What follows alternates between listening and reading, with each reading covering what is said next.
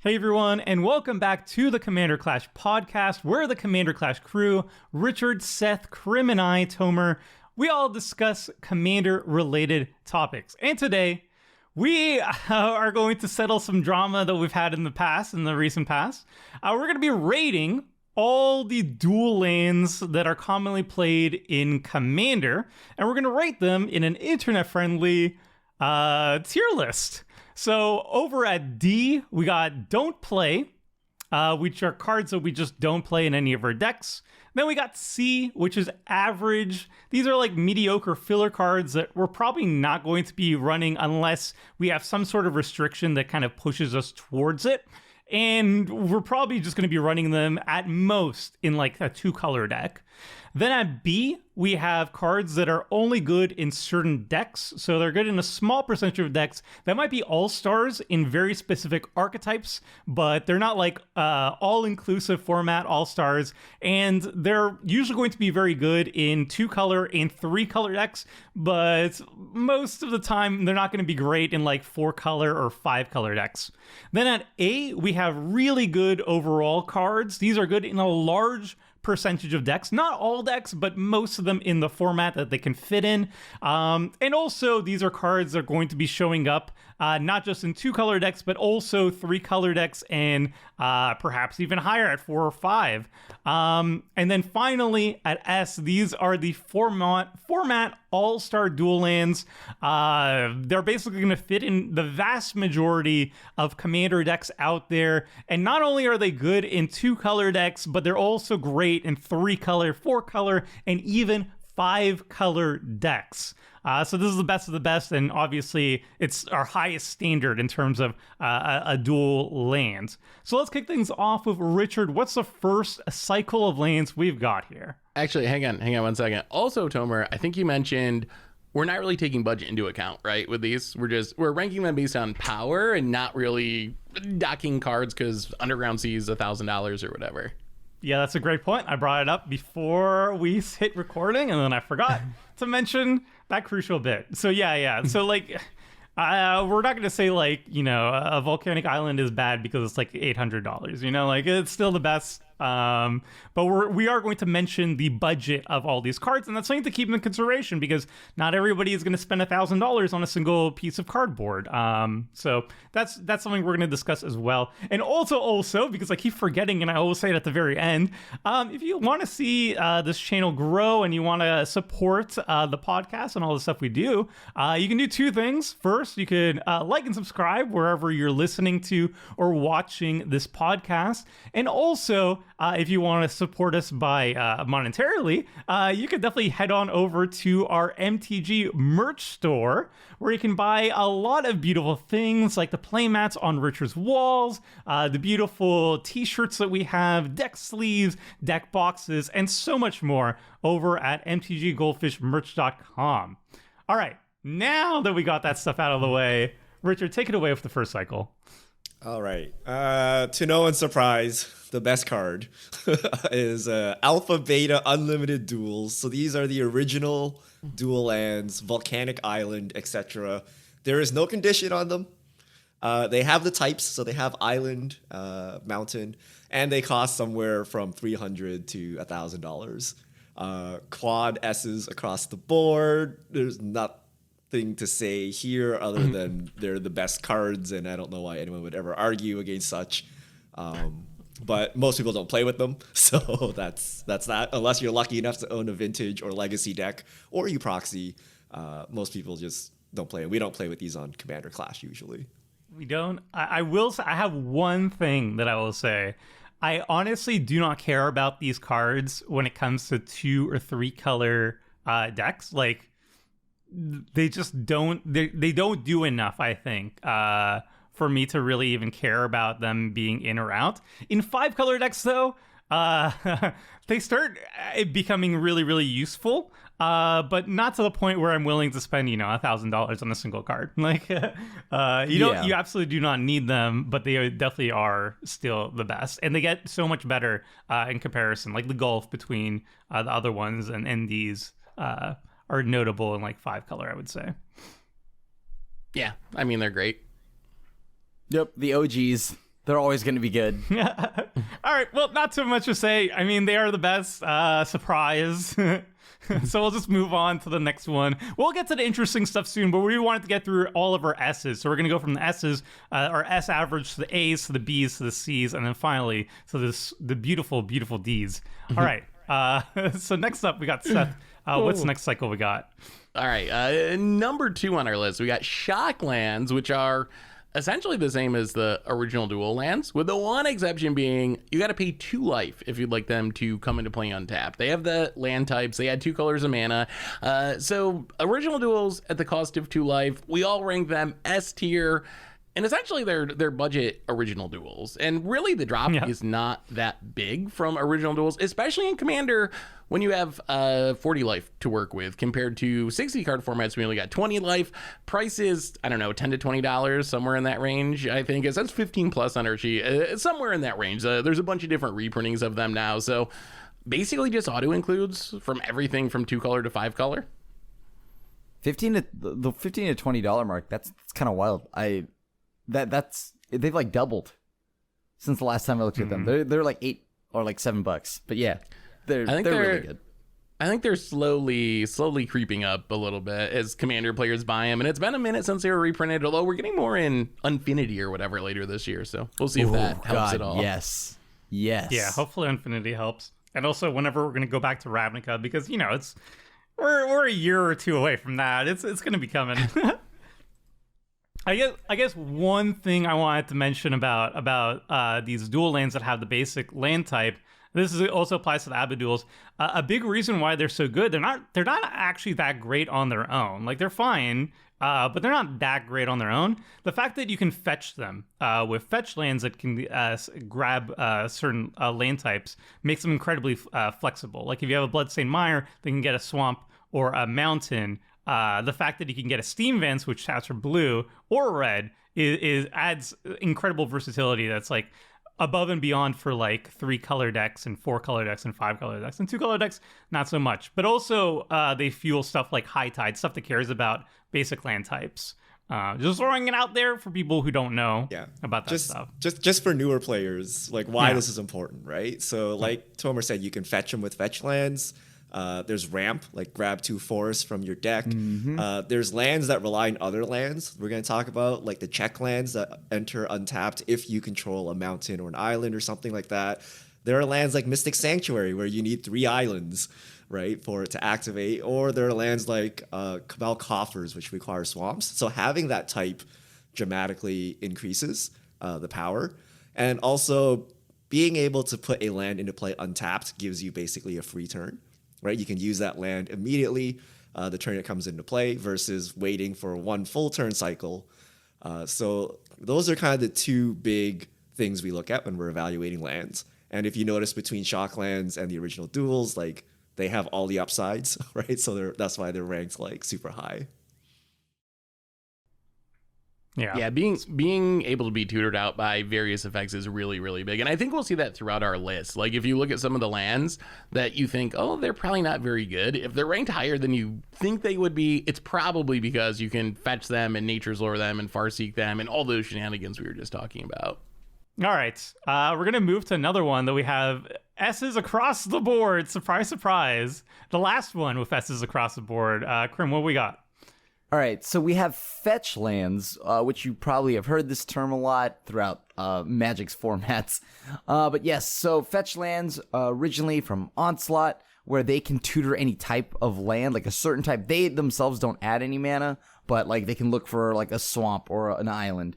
And that kind of is going to pair very well with cards like dual lands, like any of the shocks or anything like that. Anything that has the types.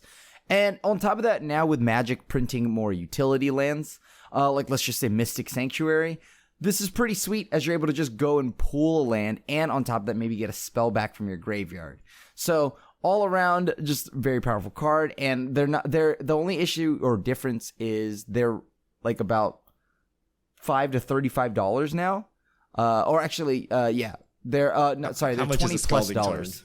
20 plus. They're 20 plus. But yes. So Scalding Tarn is not $100 anymore. Scalding Tarn is like still probably like 60. So that's 60.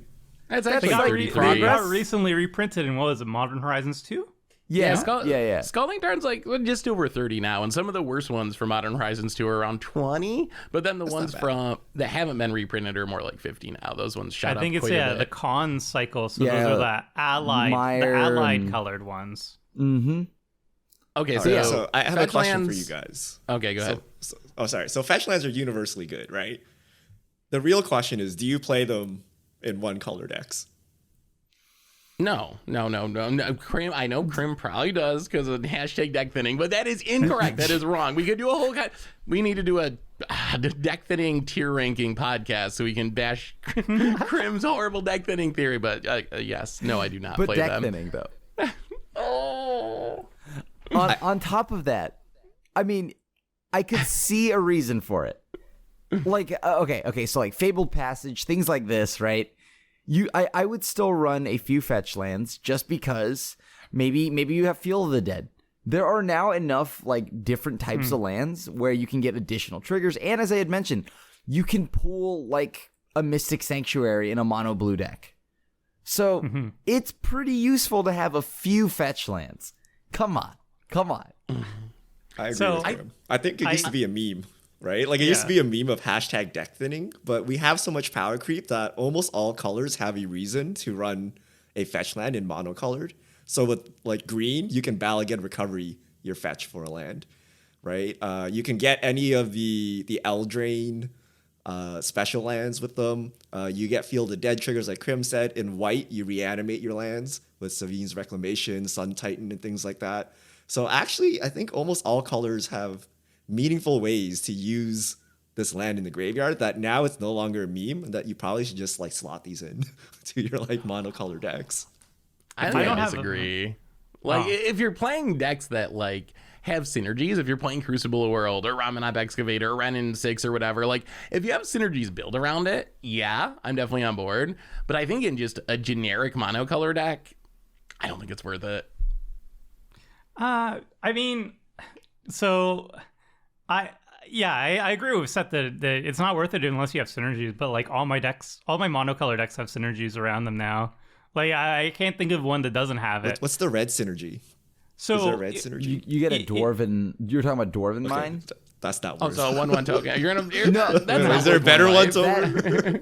well, like my last mono red deck, I guess is kind of cheating, but my last mono red deck was mono red Super Friends. It was Chandra Super Friends. And that deck runs Rings of Brighthearth and Lithoform Engine. And both those cards say whenever you activate an ability, you can pay 2 to copy that activated ability. So you crack a fetch land, which is an activated ability. You can pay 2 with the Rings of Brighthearth or the Lithoform Engine to copy that activated ability of searching your library for a mountain and putting it to the battlefield. And it literally basically says each fetch land says pay 2 mana, rampant growth, you know? And it's actually fantastic because I was running those cards anyway in my Planeswalker deck, and now suddenly they ramp. And I was doing the same thing. I think it's especially good in mono white because mono white is always going to be running Sun Titan, often running Sun Titan, often running Seven's Reclamation. So it gets even better there. But there's like a lot of little things that make it better as well. Like I really like a Mary Shepherd as well in mono white decks, and this is another way to get an additional trigger off it.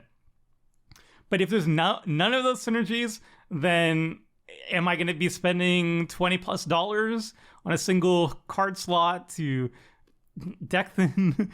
No. Yes. Also, Crim plays Revolt? Evolving Wilds to deck. Also, I don't know if this is a strike against it, but I actually take out fetch lands for my paper decks. I have no problem running them in Magic Online, but I don't know if you all have the issue. But again, I have small baby. If nobody knows, I have small baby hands. In 100 card singleton, especially double sleeved, is very big. It's like yay high. It's super big. And then if you have to shuffle constantly, oh, it's so bad. So I actually took out most fetch lands from most of my deck. Even my 5-color deck doesn't have fetch lands because I just don't want to deal with it. That's disgusting. I don't know what a 5-color deck without fetches. But to echo Seth's point, Opposition Agent is a reason you don't willy-nilly throw in Yeah. fetch lands for no reason. right? And the life, like you're like, oh, deck thinning, right? But the deck thinning costs you life, right? And yes, it's just a life here or there, but sometimes it is relevant. And Yeah. it may be more relevant than the one card you deck thinned out of your deck, right? Like those are both like negligible kind of type effects. But an opposition agent is pretty much backbreaking. So you gotta, if you play with Crim, you might actually build a 5C mana base without fetch lands. I would take out fetch lands. They respect it. Good. I would literally look at what colors Crim is playing beforehand, and then I would adjust my deck based on that. Is he running black? All right, these fetch lanes probably become very bad liability. I I'm have gonna another play fetch. basics. I have another fetch question for you. Let's say you're playing a 3-color deck, just generic 3-color deck. How many fetches are you playing in a deck like that? Like, because you could really play all 10, I think, right? Like because one of the unique things about fetch lands is they don't actually have any color identity issues. They don't have any mana symbols on them. They're technically just colorless cards. So you can play off-color ones if you want to. Your Arid Mesa can show up in a Esper deck, and you can use Mono that to white. fetch out any of your white dual lands or whatever. So how many fetches do you actually play in a deck like that, in a 2 or 3 color deck? Obviously, if you have no budget and you're 5 color or 4 color, you're probably playing all of them. But what do you do in 2 and 3 color decks? I'm kind of curious. I only play about 4 because just like that, I don't want to be fetching all willy nilly, out in the wilds, And on top of that, I myself just don't run that many fetches for some odd reason. Because the types are nice, but I'm starting to like play more MDFCs. Mhm. So, and like the more MDFCs that are coming in, like in 2 to 3 color decks, it is, and like, the sweeter new duels we're getting, they're not fetchable. So I'm kind of going down fetch lands and just staying with, and like just actually playing lands or MDFCs instead. So 4 or 5 is like about the spot for me. I do all of them. I mean, we're talking power wise. As many as if you we're can, talking yeah. power wise, in paper again, I don't run fetch lands in my paper decks. I don't, because I have baby hands again. But on Magic Online, it does all that shuffling for you, and like especially if you have like the dual lands and stuff. Whew. Yeah, I'll run every single duel, and I'll run every single fetch in the colors, even the ones that are like only grab a mountain if I'm like Mardu. If it's like a wooded foothills, it gets a mountain in a forest, I'll run that one too, because it can grab my dual lands, and it's like the ultimate consistency. As long as Crim is not at the table. As long as Crim's not at the table, all right? I think Or I get go your for Crim fetches out strategy. early. 4 or 5. So the problem is when you run 10, you definitely cannot play enough basics, right? If you play 10 fetches and you have any kind of ramp, you cannot ramp yourself. In a 3-color deck. Yeah, you're going to run out, right? Because after you put in all the other duels, like you're not going to have enough basics anymore. Trust me, it happens to me every week. And You're not running the problem enough is basics. if I play white, I need more fetches because I need the fetches for my ramp. So when I play white in my 3-color decks, then I try to do the Tomer approach. But then I ran out of basics, and then I complain about basics, right? So it's a weird dance you have to play more here, right? basics. How many basics do you run in a 3-color deck? I'm just curious. Does anybody know off the top of their head? If I'm not playing a ramp color, like 3. Yeah. I mean, I'll play 3 to 5 if I'm not green. If I'm green, then you got to up the number a lot because you have all the stuff that like cultivates and Kadama Reach. I always have. So, but yeah, You never have to I'm fine worry with running about- like 3 to Hold up. 5. I don't even You play don't have to worry basic in about me 4 or on 5 green. color decks. Like, if Unless I'm centered around green. My 3-color deck runs 13 basics. What are you? Whoa, that's so guys many. crazy? My Zetru deck, How? I'm looking at it right now. It's That's 13 so basics. many lands. But I mean, Five, basic how do you- lands. 5 plains, 4 island, 4 mountain. But what about MDFCs, Tomer? You need to have room for like 10 MDFCs. I have one MDFC Something's in the gotta deck. go. That's not enough. That's not nearly Only enough. one? We got to do a It's deck a doctor version. episode where we analyze this mana base. Like, what duels are you putting in here that you can end up with? Like, you have 10 fetches and then you have 15 basics. Okay, that is Didn't that you is just that is a good point. advocate I don't for have the any fetch reveal lands in the lands? deck. I don't have any can't- fetch lands in the deck. Like, why play so many basics? Like, I'm actually like kind of curious because I feel like what's the downside of just overloading on as many dual lands as possible if you aren't, cultivating and Kanama's reaching things that make you have basics in your deck? Well, I mean, those cards are really good still in 3-color decks, I feel, because a lot of those, like Cultivating Kodama's Reach, are also mana fixers for you, because you can grab a green land and you can get one of the other 2 colors in your deck. It also, like, in my Zedru deck, I have, like, land tax. So a land That's tax why you have is 6 basics and you call it a day, right? Like, why do you need like 15? Land tax that's a thinning. reason to play more basics. Yeah, I mean, land Deck tax, thinning. that's a reason. Wait, also, there's also a difference between me and Richard how we land tax.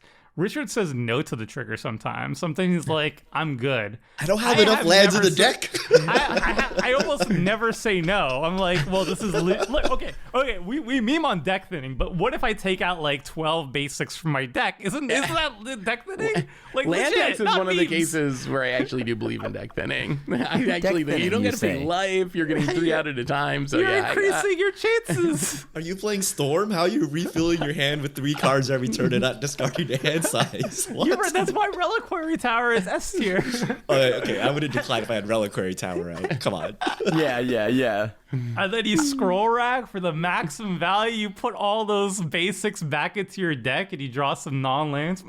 Oh, so good. All right, we've gone on a total tangent. So, Played around the what are we blood on moon. now? Play Battle more Bond basics. lands? All right, Cool. all right. Okay, so we talked about 3 unanimous S's. Like as I said earlier, we're starting at the highest rated stuff and we're working our way down. So it's gonna go all the way downhill from here. But this is still also group average S. We're going to be talking about the bond lands. These are the cycle of lands from Battle Bond. They were also printed in Commander Legends, like Training Center. Each of these will enter the battlefield untapped if you control 2 or more opponents. Otherwise, enter the battlefield tapped. So in a typical 4-player game of Commander, these are going to always enter the battlefield untapped unless it's basically down to you and one other opponent, like super late into the game. They do not have the basic land type, so they do not fuel basic land synergies like fetch lands or like Skyshroud Claim and stuff like that. But they're very consistent in what they do, and some of them are incredibly affordable. The ones in Commander Legends, because it was printed last year, 2 years ago, time has no meaning. They were printed recently.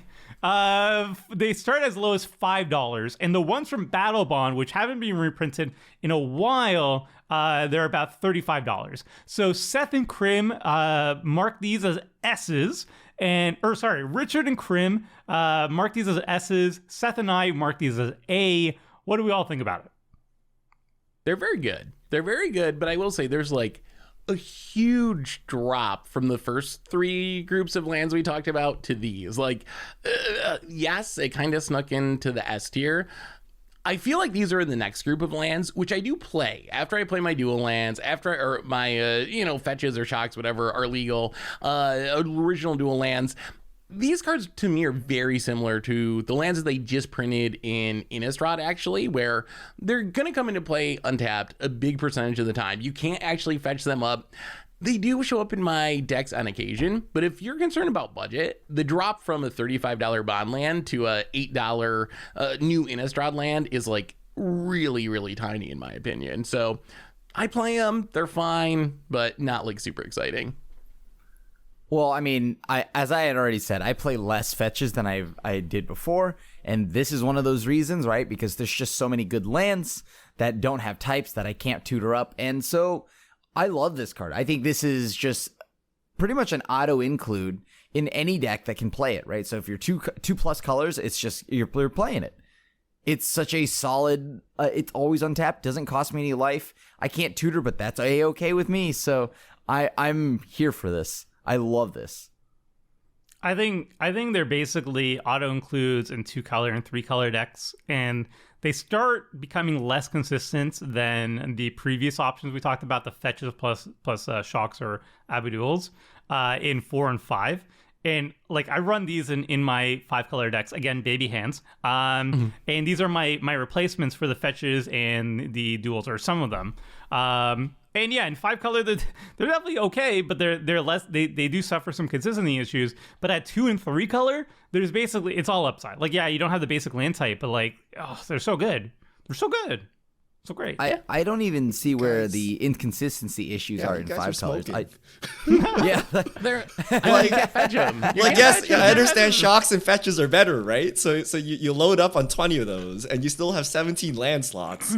And aren't these the lands you put in? Aren't these the undisputed like next best land? So Like, 5-color. Don't you put these in your 5C decks? I wouldn't put them in 5-color if it was They're on the optimizing. fringe. They're on the fringe for me in 5-color. They occasionally show up, but for me, it's like 10 fetches, 10 shocks, 5 triomes, command tower in some of those like utility lands, and then you got to have room for some basics and MDFCs. So occasionally a couple of these slip in. I do play them 100% of the time in 2 and 3-color though, but 5-color like.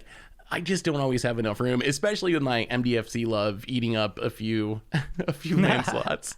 Yeah. But we're not ranking against MDFCs. We're ranking against other. Yeah. So if there is another duel you needed to play beyond fetch shocks, This Triomes. it would be Triomes coming ahead of this, and then Okay, these Triomes, would be which the, are tries, these would be they the kinda cheat. next. yeah. Okay. Well, Yeah. I just wouldn't have room in them in 5-color. In an optimized 5-color, it would be very similar to Seth. 10 fetches, 10 Abu duels, 10 shocks, a couple triomes, World Treat, Mana Confluence, the other one, City of Brass, Who Command plays this Tower, Exotic optimized? Orchard. 10 duels, Tomer? 10 OG duels? Look, Even one without day- original duels, there's not enough room for them. Look, usually. if you want to help Tomer on his quest to getting the 10 duels, you should like and subscribe and go to the MTG merch store. That's all I'm saying. Tomer needs his volcanic island, baby. I'm not gonna. just proxy a Tomer. I'll send you a proxy. Oh no, we're using a fewer. We're gonna get some flames. All right. But what about Krim? Would you run this in 5-color? yeah. I would run. I do run this in 5-color. And I run it because assuming that I'm not using the the alpha beta duels and stuff, I'm definitely throwing this in there. And even with those, I'm still definitely throwing this in there, and that's including triomes. So I gotta say, the line of reasoning that we keep getting more good unfetchable duels, so I'm playing less fetches, is like the exact opposite of how I think. I think that not being fetchable makes the new lands not good, rather than, oh, my battle bond lands are cool, so fetches are bad now. So I Only in kind 4 of and I view 5 that like color. very, very opposite. Yeah. Yeah. But in 2-color, like there's almost no difference, right? Like, Yeah. No. Well, Sun Titan. You already went over this. Sun We're playing them in Titan, monocolor decks. Yeah, Y'all just railed me for that. Fetches are kind of funny like that. But yeah, no, but that's true. I mean, fetch land as far as mana fixing is like actively bad in 2-color. You would much rather have a battle bond land if all you care about is like your fixing. Yeah, that's true. All right, I see this got bumped up higher. Oh wait, they were obviously got bumped up higher because we're doing it based on the average rating. I'm like, we're not supposed to talk about triomes this early, but apparently we're talking about triomes. So Richard, what are triomes? All right, we're cheating by throwing in triomes because there's like only like 2 playable tri-lands, so we're gonna throw them in with our dual land list. But essentially, these are the Ikoria lands. They have 3 colors, so you can tap them for any 3 colors. You can cycle them for 2 mana, and they have the actual land types, so island, plains, whatever. Roughly $10. Everyone gave it an S except Tomer, who gave it a B. Tomer, I do not understand. They're fetchable fixing. They cannot enter untapped though, right? They have to enter tapped, but you can cycle. And they even them. cycle. You can even Yeah, they cycle have some them. weird extra upside for some reason. Look, I run them in all my paper decks. I can afford them. A big reason why though is because I love the showcase art of them. If you're listening to the podcast and you haven't seen the showcase frame of them, they're one of my favorite treatments ever. So go to look them up. They have this really cool like comic booky aesthetic. So even if they weren't good, I would be running them anyway in my paper decks. I run them in all my decks regardless. Very good cards overall. But I will say again, as someone who avoids the fetch lands and stuff in my 5-color deck, these are there and they're still great. I can count the number of times I've actually cycled it, because 3 mana is still a lot. I like that it's there, but I think I've cycled it maybe like once out of 50 games. And then the other thing is they come into play tapped always. And that's actually a big thing. Like when I said my criteria is speed and consistency, these are incredibly consistent. They're very helpful in 3-color decks, 4-color decks, 5-color decks. They're fetchable, which is very good too. But speed-wise, they're always going to be tapped.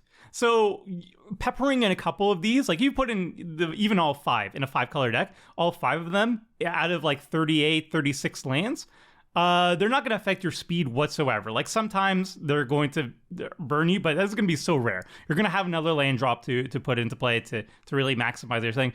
But sometimes, like they're would I take it over a shock land? I'd probably take the shock land. Honestly. But you just said you would play this in your 5-color deck and 5 would be okay, but then you still put it as a B? What? Well, we changed our rating. I'm not going to put it in an S. Why not? Don't you Because slam it's this not as into your good as 5-color decks? Abudul. But It's not it as good literally as goes in all your Abudul. 5-color decks, right?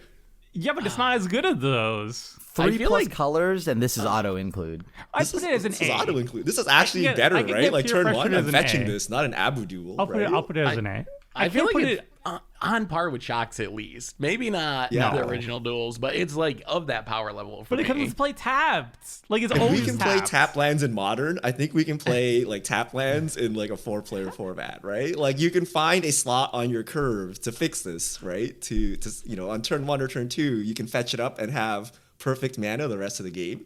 Yeah. It is definitely worth the downside of having one turn off is you have perfect mana now, right?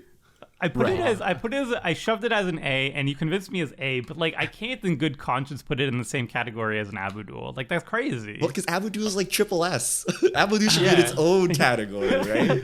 We should have had an Abu category. But it's a little like I was gonna be upset with you, Tomer, because you had the original Tri-lands with no types and no cycling rated the same. You had them exactly the same. So cycling's worth 0, land types are worth 0. Like it was blowing my mind. No. Okay. Here's my thought process, which is legit. Okay. Let's say we have the full cycle of Triomes. We have all 10.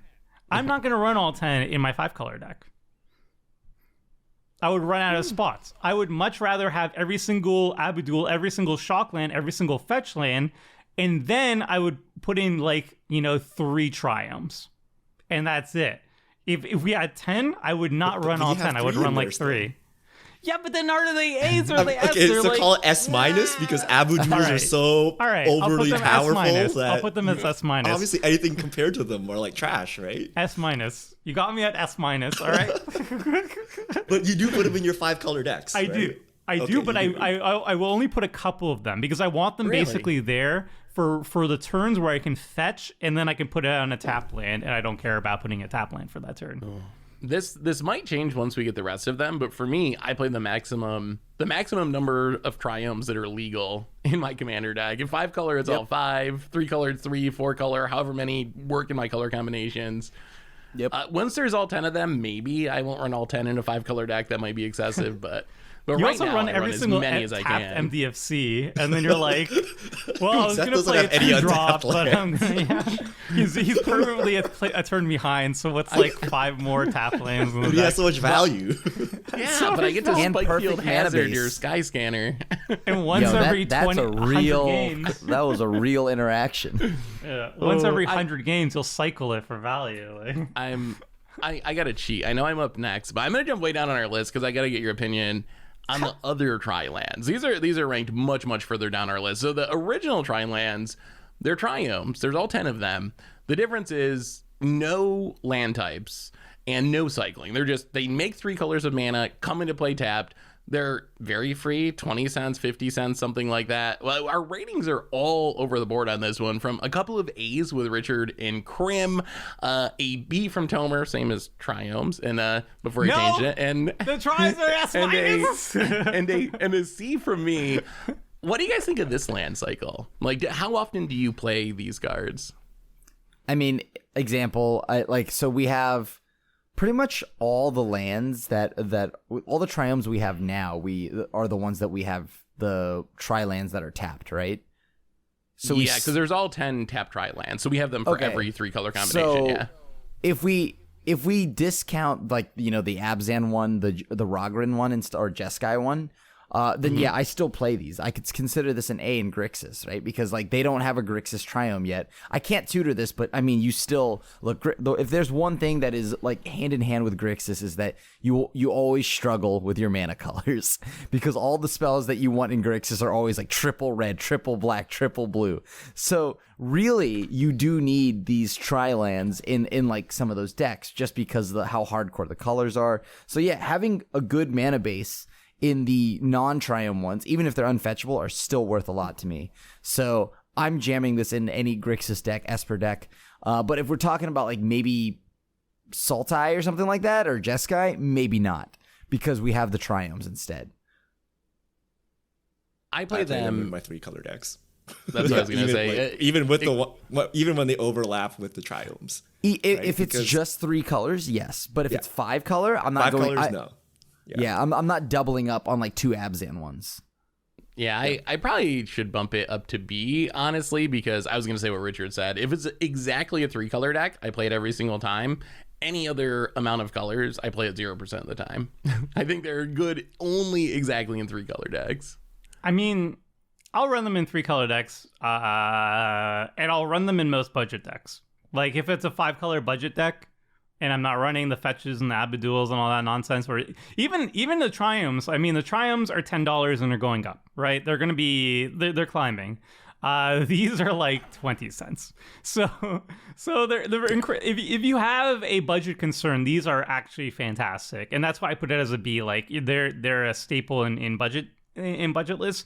But I think in like an ideal mana base for 3-color, I probably won't even run it there. And then 4 and 5 color, they get a lot worse because, they help. They do help, but like, if you have a fetch lane and a Triome, like 5 fetches, 5 or 10 fetches, 5 Triomes, like you could get any land you need at any given time, and it's just so much. It gets so much more valuable. But they're still very good. That's a solid B. Solid B. Yeah. All right. We're good on that. We're going to move to another sick one where we're actually unanimous. Krim, what's this about? This one is the Czech lands. So if you remember these are from like Innistrad. You'll have like Sulphur Falls. You could also count there's the Drowned Catacomb ones on top of that too. And yeah. So these are the ones where you're required to have like a type. This is where you start seeing like the land types matter a lot more. Like some will say, hey, you need to have a mountain or a swamp. And like they're relatively cheaper now. They're like about $5 for one. So these are pretty good, right? Like Dragon Skull Summit, Drowned Catacomb, all these lands, Glacier Fortresses, these are all still amazing. So you know the name of a non-Grixis? What's the green one? Give us a green one, Krim. Come on. One green Czech land. Simic. You can't just say guild names. That's cheating, and that's also wrong. It's not even correct though. It's like no. It's like Simic Harbor. Hinterland Harbor. Yeah. See, I was working my way towards that. Tomer stole it from me. Tomer stole it from me. Okay. Tip of my tongue. I swear.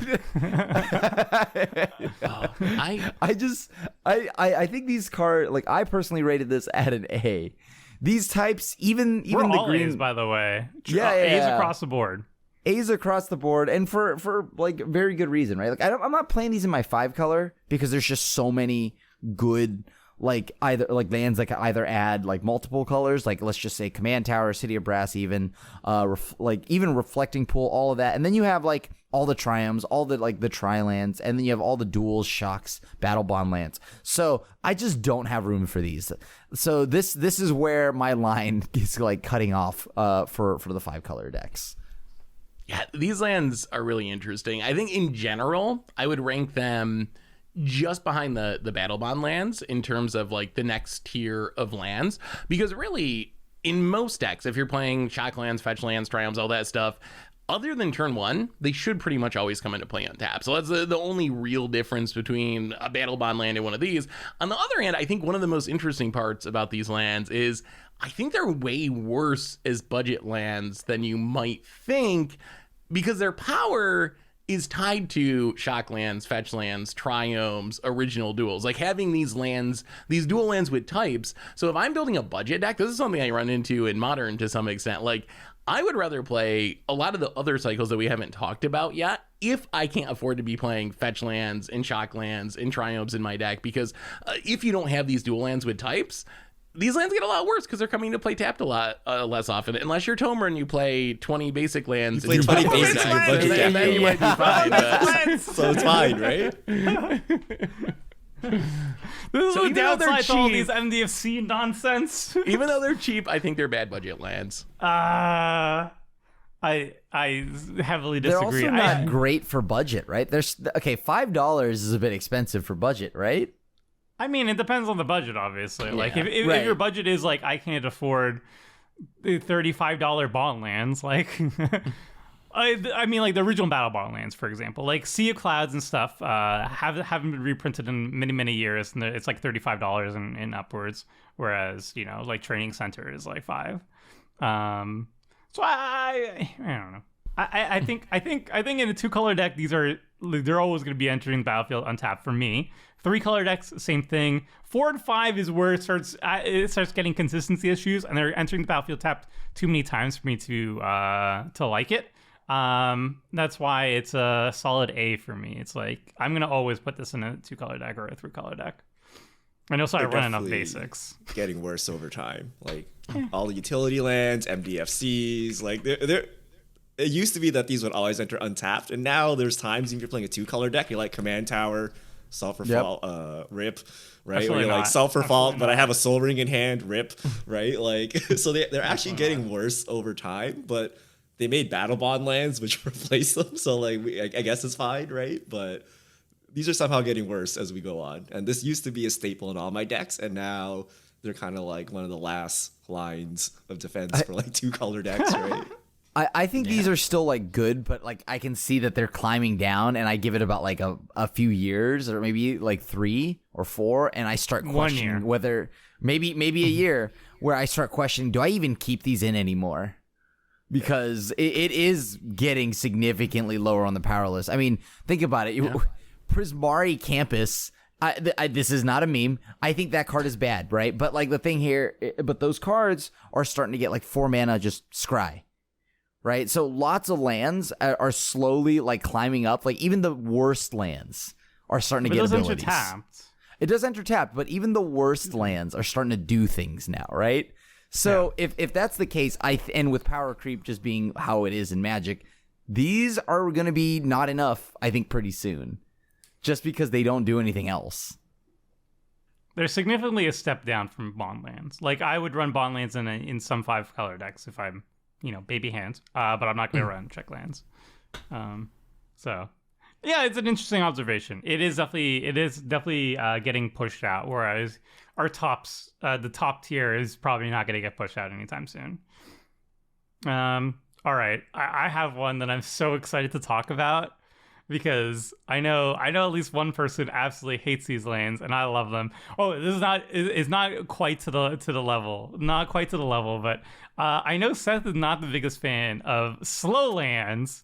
Like Shipwreck Marsh. These are the stuff that showed up in Innistrad. Shadows over Innistrad, I think, was the first time they showed up. No. Oh, wait. These are different lands. These are different lands. These are the new Innistrad ones. Where New Midnight Innistrad. Hunts that come into play. Yeah. But when did they first show up? Was it Midnight Hunt was the first time they showed Midnight up? No idea what you're Yeah. talking about. And I actually What's the like condition on the land? Okay. So the slow lands, they will enter the battlefield untapped if you control 2 or more lands. So turn 1, turn 2, not very good. They enter the battlefield tapped. I mean, they tap for 2 colors, so they're still not the worst. They just enter the battlefield tapped. But if you already have 2 lands on the battlefield and you play this, it will enter the battlefield untapped. They're in Midnight Hunt and Crimson Vow, and they don't have the basic land types, so they're not fetchable and they don't have those basic land synergies. And they're not too expensive. They're in standard, so their price is a little bit higher than they will be once they rotate and whatever, hopefully. They're around like $8, in the $8 range. And Krim put it at S. Richard put it at A.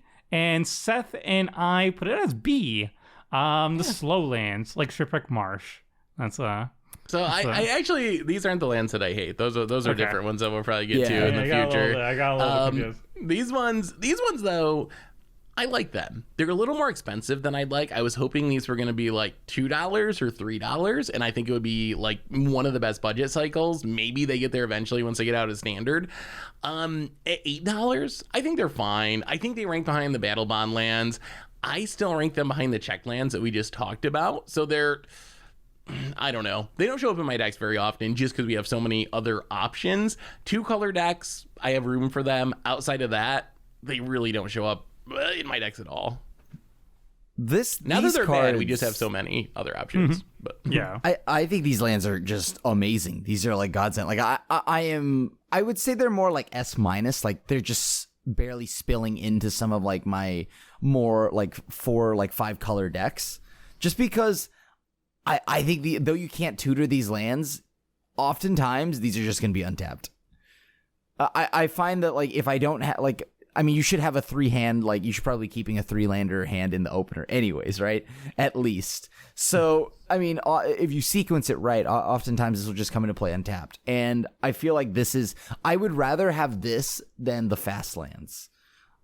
So these are amazing duels. And I feel like, they're more often than not just starting to spill their way into 5-color decks because of just how consistent they've been.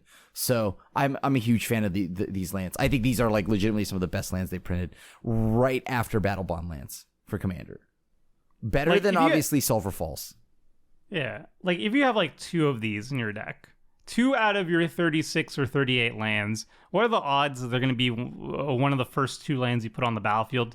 I would say pretty low. I don't have a hyper geometric calculator, but odds are most of the time I assume they're going to enter the battlefield untapped. And even if they enter the battlefield tapped every once in a while, I don't think it's the end of the world. Like, Yeah, just who you have to turn play 1. It's for. not like you can't play these. They don't have to spend. Yeah. Right? You can just you drop it still on play turn them. 1. There's If you don't have a Soul Ring, then it's like effectively no difference. and they mana Right. fix, yeah. Yeah. So I think they're really good. I think they're just more conditional than the other lands, right? So you check are check lands more or less consistent than slow lands? Are Battle Bond lands more or less consistent? I think these are behind them, but it's still a really good card. I think these are ahead of check lands. As the They're years Look at all progress, the most of the MBFCs same going around. combination. We got Yeah, something like, else. maybe if you're playing 5 colors, if you're in the like I don't like to play that many fetch lands and I'm playing 5 colors, then I would definitely value it. But I think in 2 or 3 colors, the check land should come into play untapped starting turn 2, especially if you're playing fetches and shocks and triomes. This doesn't come into play tapped until turn 3, so I don't know. I rank the check lands ahead a little bit outside of like the no fetch land 5-color archetype or whatever 4-color archetype. I think they're about the same as check lands. Like I prefer these in 4 and 5 color decks over check lands, but I prefer check lands over in 2 and maybe 3 color decks. Like I think that's maybe I'm actually gonna bump it. I'm gonna bump it to an A. You know what? Because they're about the same as check lands to me now. All right, you sold me. Sold me. Easy. I'm saying I think It's they're close, even but- better. Fair. They're not fetchable. They get docked. I dock anything that cannot be tutored up. It doesn't have the land types. Gets knocked down a little bit. Yeah. Richard, do you have a hot take on it?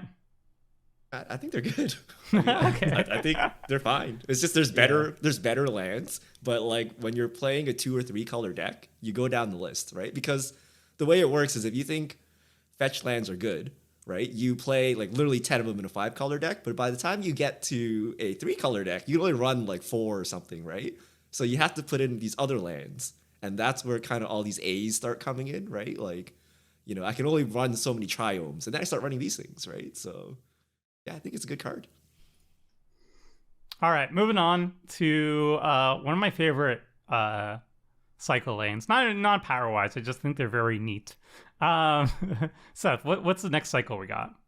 Ooh, so next up we have the Battle Lands from Battle for Zendikar, and they're actually kind of similar to the lands we were just talking about, the ones from Innistrad.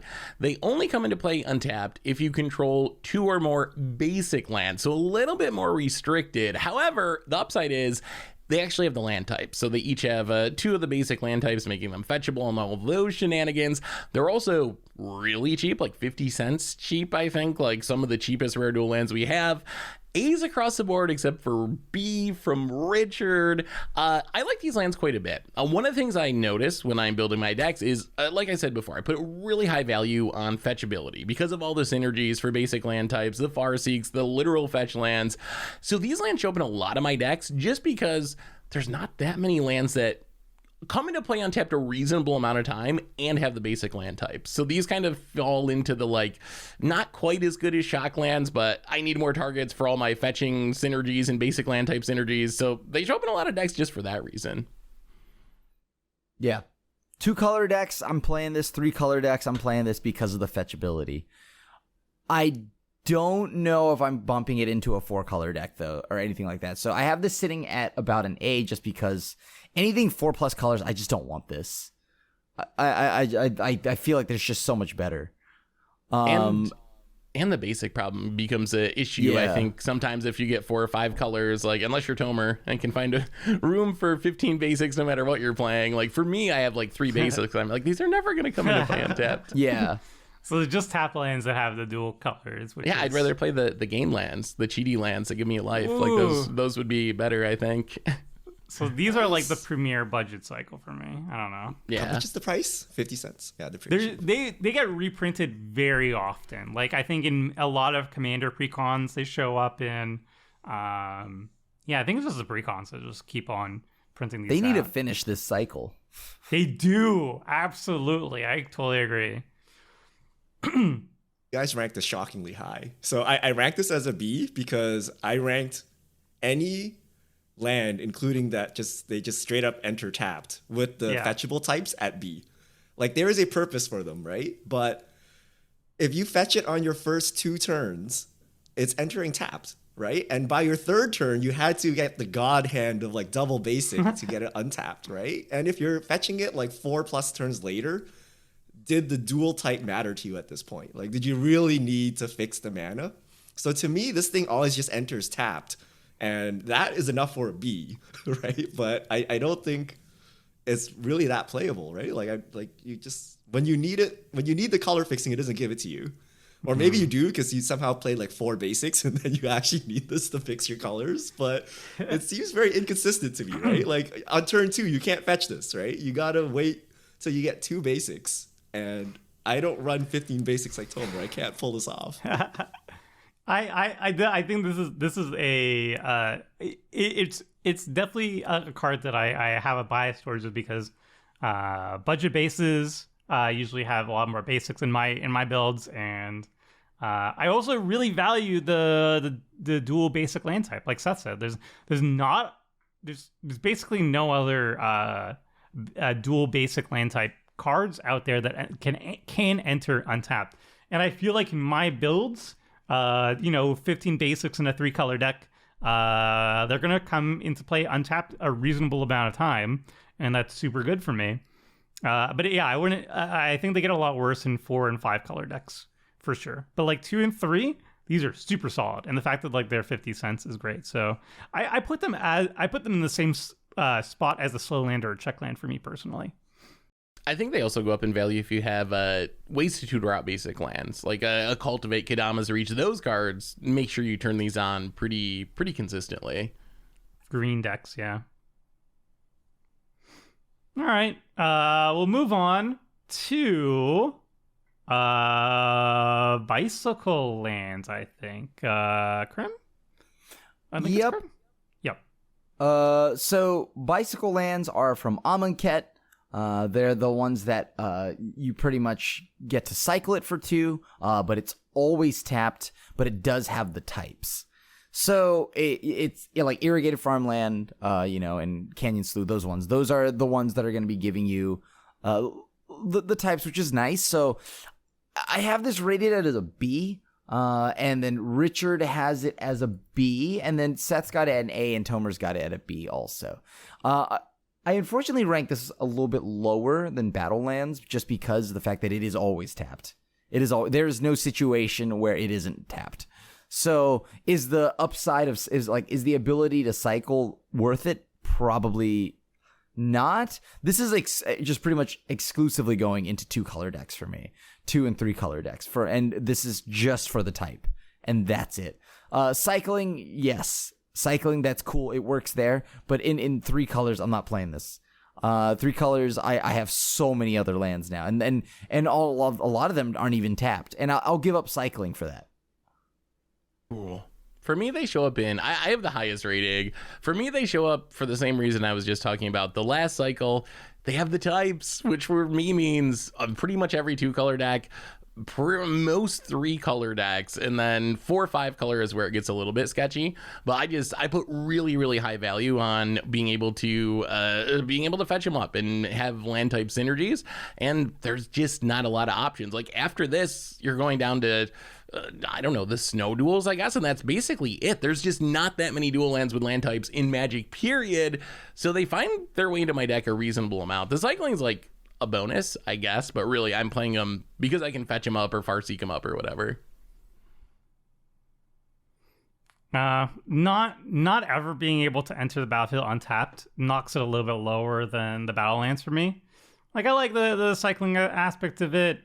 I like that some of them are very cheap because they got reprinted in Commander products. Some of them haven't, so they're like $4 at the maximum, which is not a big deal. And they're deserts, so like if you have a desert deck, you know, you could sacrifice it to scavenger grounds or something. I don't know. So there's some synergies there, very minor. But for the most part, it's a tap land. It mana fixes. You can get it out with like a Frozen Verge or a Farseek or whatever, and that's cool. So it's a B. It's fine, but like I often will not run it outside of like a 2 or 3 color deck. It's usually something that I will eventually cut or aim to cut. So even though I have this as a B, I never run this. I would rather run basic in most decks, except if I'm trying to do something where I'm like Cryptic Command into Phyrexian Obliterator, like, you know, that's my deck, then I will play this. But otherwise, I just run a basic. I think I don't care for the cycling, nor like we already have so many other duels that I don't need this duel that comes into tapped all the time, right? So, but it's fetchable. But it's fetchable. But you can fetch your shock land, right? Or you can fetch your whatever, right? Or you just fetch your basic. I mean. Yeah, I guess that's true. You can't fetch a basic. If budget isn't an issue, I just never have a space for this over other superior duels, I think. All right. Next up, Richard. Oh my goodness, he put an S on this. Wow. This one I'm actually so shocked. No fear. So bounce lands. So yes. Rakdos. Oh, this is a bad card. I don't even want to say this. Carnarium. So the original, when it ETBs, you have to return a land you own to its hand, and then it taps to add 2 mana, right? No types, ETBs tapped. They're basically free. They're 20 cents. I have it as an S. Seth has it as a C. That's insane. Krim and Tolver have it as a B. Do you actually run this though? Like I don't remember All decks. you running it. Richard is this season they're back. So honestly, I feel like these cards have went way up and down in value. Like I used to play them all the time, and then Strip Mine and Land Destruction became too much of a concern. So I made a rule to never play them, period. And now we don't play Strip Mine as much as we used to. So I think they're okay to play sometimes, but I still can't bring myself to playing them in every deck. I got them as a C because I'm really, really worried about the land destruction. I know me, and I know if I see a bounce land, I will Strip Mine it just on principle because it's a 2-for-1. It's so irrational. Because it's crazy. Both people just ended the games for themselves, right? It's like going into a game and being afraid that Seth will use every one of the cards in his hand to kill me, and that could happen. But he will throw his own game by doing it, right? So he won't. It's also such a common mindset because, like, when I started playing Commander in 2011, my first play group said the exact same thing to me. I was running 3 of these bounce lands in my Zedger deck, my very first deck. And the play group was like, you need to take those cards out because we're all running strip mines and we're going to strip mine you for it. I'm like, why? Why would you waste a strip mine on this? You're behind a lane. I'm behind a lane. That's it. Like, you tempoed me, but like, is that really worth it? You tempoed me 1 land drop? and then somebody else has just like plays a Cabal Coffers, and you're like, oh my god, I wish I had a strip mine to stop that. Like it's like what? Yup. What was going on? But like this is a common mindset, so like I can kind of understand it being valued lower if you have a table that will strip mine you for it and run it. But I feel like strip mine's far less common than it was back in the day, right? Even if everyone was playing strip mine, like if we were playing strip mine week, I would still play this.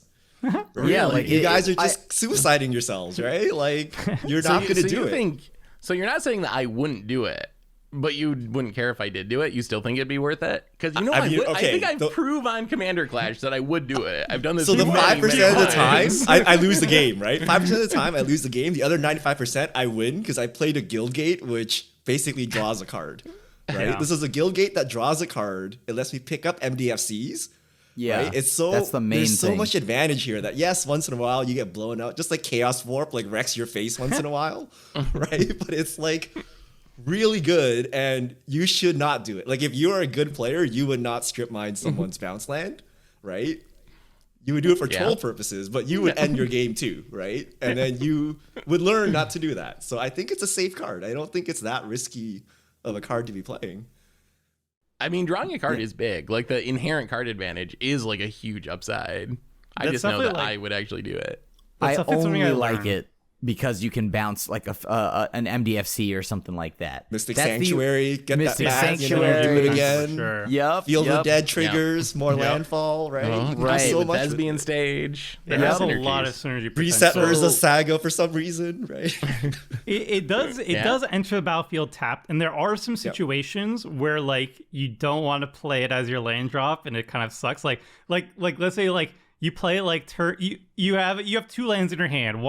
One's a regular land, one's a bounce land. So you play your land, and then you play your bounce land on turn 2. You pick up the land, and you discard it at the hand size, and you're like, this feels real bad. And you have like an arcane signet or something in your hand too, so you're like, I couldn't cast my arcane signet on curve, and I discard that to hand size. But like the upside is card advantage, which is like something I learned from watching binge watching LSV do Ravnica drafts. I was like, he was like, this is a top pick in Ravnica draft, and I'm like, LSV, you're so smart, and I write it down. I'm like, it's card advantage. They were really So, getting so you still limited. think this is C, Seth? It's a guild gate that draws a card. Why would you not snap play that? I think it's The at least MDFC like a thing, B. the MDFC thing is what has me thinking about bumping it up a little bit. Like, Yeah. I do love MDFCs. Being able to play them as a land and reuse them is really appealing. And I guess I'm not playing against myself. That's the other thing. Even if I would strip mine a bounce land, Richard clearly wouldn't because he thinks it's wrong. Krim probably wouldn't. Tomer might just to get me back I would. from some. If it's you, some I past- would. I'm just gonna do it to keep my situation. advantage I next would time do Seth it. plays Alright, it. alright. Just like Snap straight up keep- strip mine them. I would tutor up my strip mine too. All right, B. I'll bump it up to a B. How about that? Is that good enough? A B. I will say also, if I'm in a white heavy deck, this is like an S++, because white decks, they're one of their strongest advantage.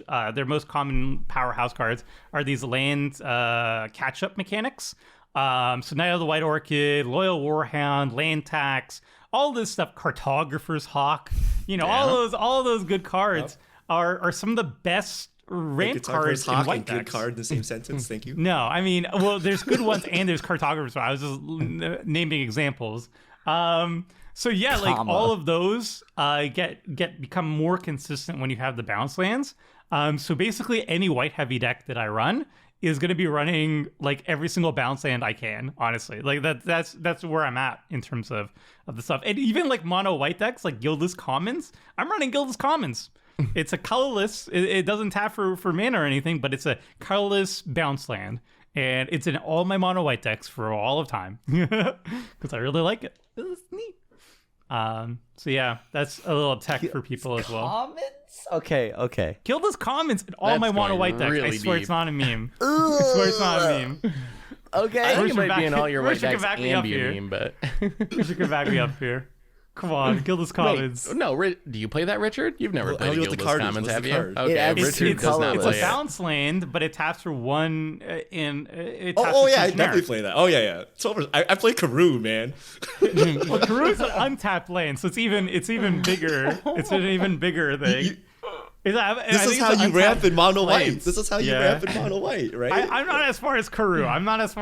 That's pretty extreme. I see your deck, Tomer. You play Lotus Veil, okay? Like Yeah, if, well, if Lotus there's a Veil's man great. that's not afraid of a strip mine, that's the one that doesn't have hexproof. So after you sack your 2 lands, and I play it too. It's a great card in mono white. no right? fear. No fear. What I've learned is I gotta start adding strip mine backs to my deck after this The conversation. meta has shifted.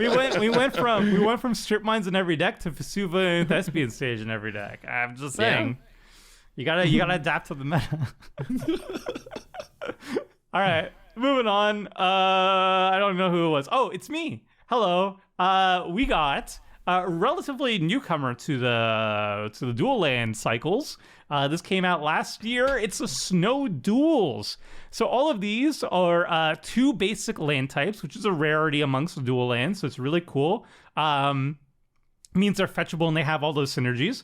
They're also snow covered as well. So if you have any synergies with snow permanents, then you can get extra value off of these. And then all of them enter the battlefield tapped. They're from Kaldheim, so they came out last year, almost exactly a year ago. And they're dirt cheap right now. The cheapest one is I think 20 cents, and like the most expensive one is like 80 cents. So they're all under $1. And we got bees across the board. So one example card is Alpine Meadow. Has plains and mountain land types. It's a snow-covered land. Enter the battlefield taps are white and red. Bees across the board. So we all think it's pretty neat. We're starting to get to the part of our rankings where I start to wonder, like, should I just play a basic land in some decks? I feel like these are really good if you got snow synergies, but otherwise, I don't think I play them, period. Even if you're playing budget, I think maybe in budget you just need a duel, but I think there's like enough better options. Like I'd probably rather play a gain land or something in a budget deck than one of these. That one life. No, that's too far because it turns on your sulfur falls, right? Like Yeah, but also it has a Farseek. purpose, even if they're Okay. even if you're not What playing about fetch Farseek? lands, right? Yeah, you can still Farseek it out. Like there's still a reason to play these, but What about Crows and Verge? I think I agree Remember with Seth that you Chrome? most likely just play a basic at this point, right? We're getting close to the basic land. It's getting Oh, close. There's a couple that there's like I can't even believe you guys ranked it so low. But all right, Snow Duels. Everybody's very like on it. It has Like, okay. these If it are, didn't like- have the types, it's like doomed, right? But it has Yeah. the types and it's snow, right? So there's a Yeah. point to playing this thing, right? Yeah. In certain All- decks, yeah. Yeah. All right, more interesting one. Seth, what will we have next? Ooh, next up we have the Horizon lands, going back to originally Horizon Canopy, but then we got a cycle of them in Modern Horizons. These are lands that do not have types at all. They cost a life if you want to add a mana with them. They had 2 colors of mana, but you can pay 1 and sack them to draw a card. So they essentially cycle from the battlefield. For 1 mana, they cost $10 to $15. I think Horizon Canopy might be more than that. We got 3 Bs and a C from Krim. I kind of feel the same exact way as I do about the Snowlands. Only specific decks would I play these in. One of the problems with these is, unlike some other pain lands like Shivan Reef in that cycle, there's no option to just like add a colorless mana without spending life. Anytime this is going to add mana for you, you got to pay life. So if you play this early in the game and you want to make mana every turn, this could easily be 5, 6, 7. If the game goes long, 10 life that you got to spend across the course of a game, which really, really adds up. So I only play these if I have synergies to get them back from the graveyard. If I am getting them back with Crucible World, Renin 6, some sort of like value-y card draw engine loop, then I like these lands a lot. But just playing them generically, I don't play them at all. I think they might also see CDH play, where you just like really care S tier about in the CDH. you care about the that card sounds and good. you don't care about your life total because everyone's comboing. But for the power level we play, not having an option to add a mana without spending life, I think is actually a pretty big drawback.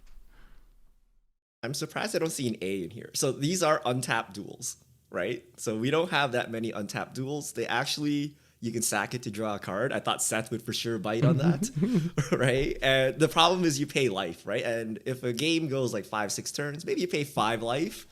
it's like more than a shock, but I don't know. It's like not horrendous, but we're all settled on Bs and Cs. These are these are CDH staples, right? Like people like modern staple, right? But so in my CDH deck, it's an auto include in my CDH deck, but like in all my other decks, I don't really want to lose like 5-ish life. We value life gain. That's the new meta. Well, it's like, I don't know. Like sometimes you can use that like a psychologically as a political maneuver. Be like, the people are attacking at the highest life total, so you sneakily like lower your life. This is like, oh, you don't attack me. I'm at the lowest height. Stop picking on me, you guys. Like, it's just like leave me alone. That's why I always take Ape from shadow. Yeah, in your singleton death shadow. Yes.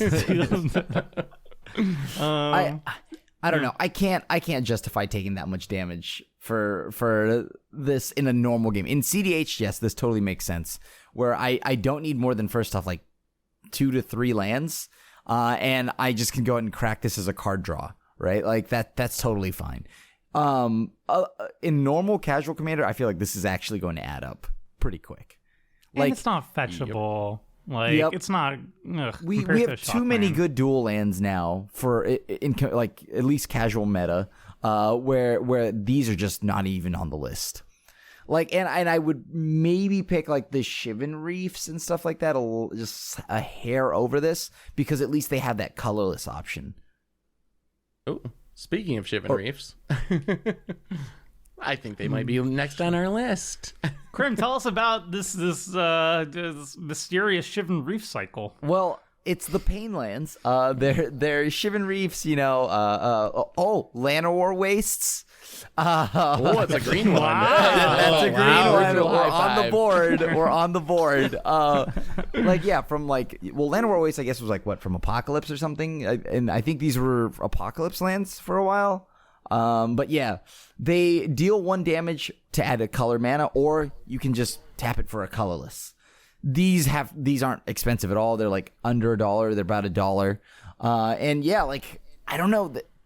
As I said, there's just too many good duels. Like these are average trending closer to don't play. And as I say it out loud and as we talk more about these lands, it's now hitting don't play. So I'm actually going to change it. You know what? I changed my own mind right now. So you're D, Seth is D, I'm at B, and Richard's the highest on it with an A. And yeah, they are very cheap. They've been reprinted a lot, thankfully. Horizon lands and this are at a D for me right now. So I cannot justify these in my decks anymore. Just because, first off, utility lands, when I think of utility, I think, like one that stays around. Horizon lands is essentially a one-off draw. Pain lands don't even do anything other than just sit there. So I can't justify playing this. This is a D for me. Tomer's got it at a B. Richard's got it an A, and then Seth's got it at a D. Guys, be tripping. Like what? This is a dual land where you're gonna pay like 1 to 2 life over the entire game, right? Like no, like it's yes, because unless you're literally playing on 3 lands, your other lands will have colored, and you can tap it for colorless, right? So it's not Horizon Canopy, Yeah. right? So and it's an untapped, unconditional duel. How can you rank it at D? Like what? That's insane. You would play a Prairie Stream over this? What? Yeah. I'm like a B plus on this because it's like I said at the beginning, my criteria. Dying, by the way. This is also an S card for them too. Yeah, of course. What I value in terms of dual lanes, I value speed and consistency, and these check mark both of these. The only thing they don't lack are basic land types, so you can't fetch them out. They don't help with any basic land type synergies in your deck, so they're not as good as a shock land for me, obviously. But I mean, turn 1, they're going to be tapping for 2 colors, right? Always, if you put them on the battlefield. Turn 2, always. And for most of the stuff that we had ranked earlier, like a check land will not be tapping for colors on turn 1. A slow land will not be tapping for colors on turns 1 or 2 ever. Battle lands will never do the same thing either. These will. These always will. So if you're looking for speed, these are objectively better, but they're going to they're going to cost you in different ways. Like they don't have that basic land synergy. And if the game does go super long, then you're going to lose like a decent chunk of life, maybe like 3 or 4. But like, yeah, it's not. One more than a shockland. Like, Whoa! I'm like a B. I'll put them in. They're an A. They're an A. Yeah, they're an A. You can Okay. turn one Soul Okay. Ring. You can I turn just one don't run Esper them Sentinel. much. I just don't run them much. I don't know. I really so like good. basic land types. I really like I don't- basic land types. I don't run them, period. I feel like these are lands that 5 They're like years a- ago, I'm- 10 they're years back at ago, B. sure. Those are pretty good. But we got Battle Bond lands. We got the Battle for Zendikar lands. We got there's so many lands. They're B+. And I don't think the upside of like exactly on turn 1 this comes into play untapped when all these other lands don't come into play untapped until maybe turn 2 consistently. I don't think that's enough for me to want to play that over playing something that doesn't have any pain involved or something as land types that I can fetch up. So for me, it's just like they just keep dropping. Every set Wizards prints a new land cycle, and it's like better than these. So it's fallen completely off of my list now, where I don't put them in decks anymore. Yeah, like if check lands are starting to get are starting to budge a little bit on like whether they should be played, then this card is like very far from that, right? And this is like severe, like way under those cards. So Because you don't play check lands, you don't need the land types on these. It gets better with the meta shift, right? You don't rely on basics. You don't rely on land types. It's just this isn't- straight up unconditional. Like I don't understand why you would play a Battle for Zendikar duel over a Pain land. type Unless you you're can really tutor. trying to turn on Mystic Sanctuary, like is Which it I this just am. straight better? This is like Not even close. this could be like a tri-land in like an whatever the blue-red Eldrazi deck. Sure, I get that, but like I other than that, I mean, no, this just doesn't cut it anymore. It doesn't do anything itself. Like it itself doesn't have utility, and it itself being untapped is nice. Don't get me wrong, I do like that, but the pain does add up. The pain adds up a lot. It's a battle bond shock land, essentially, right? Like think of it as a battle bond land, and you're gonna pay like 2 life over the course of the The game. basic land type. I mean, if The I can battle bond fetch lands it- don't have the type, right? Battle bond lands don't have the type. Oh yeah, right? yeah, Babylon. Yeah, that's fine. So it's yeah, like a that's true. battle bond land that you pay 2 life. Pings you a maybe, little bit right? more. But doesn't that make it strictly worse than Battle Bond lands? And then Yeah. all the so it's an and A, then, not a D, right? They're like a V plus for me, and obviously CDH staple because you need consistency on turn 1 because that's the whole point of CDH. I mean, I feel like a in lot our of them games mentioned lands before over this. in our games, a lot of times we're playing a tap land on turn 1. We're doing nothing, or we're playing a land and doing nothing on turn 1. Like, sure, Phil draws Soul Ring every week, but other than that, like, there's not a whole lot that we're doing on turn 1. So I just don't value that all that highly. Like I play so many MDFCs, I come to grips with my first land probably coming into play untapped and maybe my second one too. So That's why you actually have to have an untapped land somewhere so you can actually catch up rather than perpetually play behind. Wait, but what, is the argument that life doesn't matter, or is the argument that you're paying for consistency on turn 1 to 3, which the other duels don't have? my argument, I think I was saying CDH, it's that your life total doesn't matter. You're gonna die to Thoracle anyway, so what does it matter? Someone's gonna storm off or like do something so big that it doesn't matter. When I think it does matter more in like more casual play, and plus the game is likely going to end in less turns, I would say, in CDH compared to the style that we play in Commander Clash. So They're gonna there's end like less turn turns. 2. Like There's you're gonna less tap turns of this you Tap twice. this for tapping. Yeah. colorless. like you can tap this for colorless at no Yeah. life. Like you're gonna use it at most like twice for color, right? They're definitely at least a B to me. Like at least a B. They're definitely not don't play. So okay, with the caveat that I'm still not going to play them, I'll bump them up to C because I do think Oh it's my true goodness. that I do think it's true what Richard is saying, that you can tap them for colorless mana. So you play these, use them for colored mana a couple times in the early game when you need to, and then treat them like a waste for the rest of the game and just use them for colorless mana. Oh, and in the late game when you're casting, a spell that's 2 white and 5 generic or whatever, like that's how most spells are. You usually can afford to use this to make colorless mana. So I think Richard is right in theory. I still feel like there's so many other options that it's still not going to show up in many of my decks. Even though I agree with what Richard's saying, like in theory, like it is true you're not It's going to the lose that only much life. unconditional one here besides bond lands on early turns. Everything else has a condition, right? Everything else has a condition. This condition is pay 1 to 2 life. Okay, B So- B minus. B minus. How about that? getting What about Krim? Krim's I'll still move it. staunchly Okay, a okay. D. I'm back. I'm back to a C. I'm back to a C. Where I Think of all had. those cryptic commands you can cast. You're back to to a a Krim. Krim. Yeah, well, okay. The document You just can even always puts my snapcast your name. cryptic with this. Look at that. So hot, so good. All right. I mean, we the average has been brought up. All right, the average has been brought up. That's all I can ask. All right, we'll move on. Richard, what's the next one we got? We got some pretty bad lands coming up. We have such a good one coming up. It's crazy Wait, to me. oh, you You're think all this crazy. is good? Okay. No, not this one. Bridgelands. This one's due. Oh, okay. This one's dude. Okay, we're gonna skip Bridgelands. I don't know who We're else. gonna That's the skip- artifact ones. Sorry, that are Bridgeland indestructible. fans. That have fetchable types. Yeah. They look like snow duels. If you have artifact synergies, put them in. If not, don't. Well, they're also indestructible. So if you have Armageddon Yeah. synergies, you run No. them as well. Yeah, if you're Yes, you're yes, one of we have those Armageddon people. synergies, but Yeah. we won't talk. Otherwise, about that. So I we're think Tomer doomed. wanted to talk about the Tainted lands. How do you guys not like the Tainted cycle? This is Okay, absolutely hold on. bananas. Let's to me. explain what it is. Okay, so Tainted All right. Island from Torment. Basically, they only pair with the black. So like black, red, black, blue, etc. They're a dual land. There's 5 of them, and you need to control a swamp 4 of them? I don't know. for the wait. What Four. do they do? Yeah. There's 4 of them because math. They're Tainted. check If you don't control a lands. swamp, do they enter tapped or do they tap for colorless? They always They enter tap for tap, colorless. untapped. Yeah, they make colorless. Okay, they 1, make 2, colorless 3, if you don't 4. have a swamp, but if they have a swamp, you can make both colored mana. 20 cents to $5. That's a big range. I have it at B. Seth has it at C. Krim has it as D. Tomer has it as A. Hey!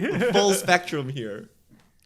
All right. So I kind of feel bad after the follow up of the Painlands, but hear me out. First of all, dirt cheap, amazing. Yeah, I think one of okay. them is $5 Yeah. because the Tainted Isle got like reprinted one time in the past decade and it hasn't gone down yet. Midnight Hunt Commander is when it was reprinted. The other ones have been printed a bunch of times. Hear me out. You're in a 2-color deck in black. You're gonna have swamps, I hope. I hope you have enough that you have a couple basic swamps or some dual swamps. You know, you got your, I don't know, your overgrown tomb or something. I don't know. Those count. Or you put an Urborg, you got all your swamps. And now, boom, these tap for 2 colors and they always tap for colors. And they never ping you like a Painland. Sure, yes. Are they slightly less consistent than the Painland? Yes. Granted. However, you're in a 2-color deck. You're in black. You have swamps. You're like, what are the odds that you don't have a swamp and you play this land and you can't tap for both colors? 3-color decks too, easy peasy. Like I'm always gonna have a swamp in my 3-color black deck for a tainted field or whatever, or a tainted whatever. Yeah, and 4 and 5-color decks, I'm not running them. But like 2 and 3, like come on. Would you play this in like blue black fairies in modern? Is this the land? It's Why not is this not legal land? It's in not legal. modern, but Oh, what's that weird land where they can thought seize and there's like some weird- drone. Yeah, I know what.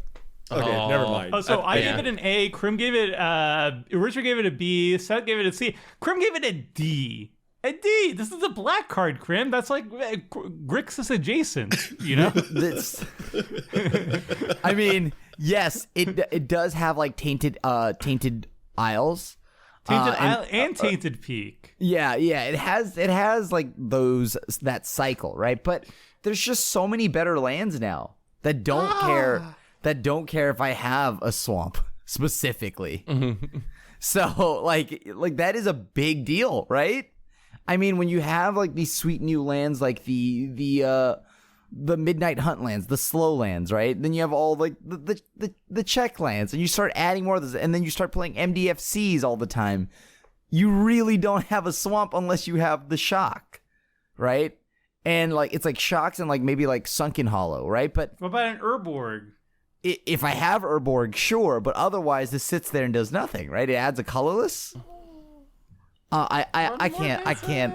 Like I think the drawback here is like I can maybe understand like the Painlands because no matter what they can still add color at a cost. Sure, we'll leave that back at a C. But this does like have situations that I have run into enough times where it does not add a colored mana, and that is problematic. I think they're fine. They're fine. They don't excite me. To me, they're very much like, I think, worse versions of the check lands, essentially. You need one specific land type instead of 2 land types. So they're like harder to turn on check lands. Plus, you only get them for 1 color. So it's not like you can play them in any color combination of decks anyway. You got to be black X to play them at all. So I don't think they're bad. And I like that they're budget friendly and come into play untapped. But we just have so many different cycles now. This is another one where I feel like 5 years ago, if I look through my old Commander Clash decks, when we first started playing Commander, I probably had these in a lot of my black decks. Now we just have enough other options that, I don't know, maybe I just forgot about them, but they don't show up in my decks nearly as much as they used to a few years ago.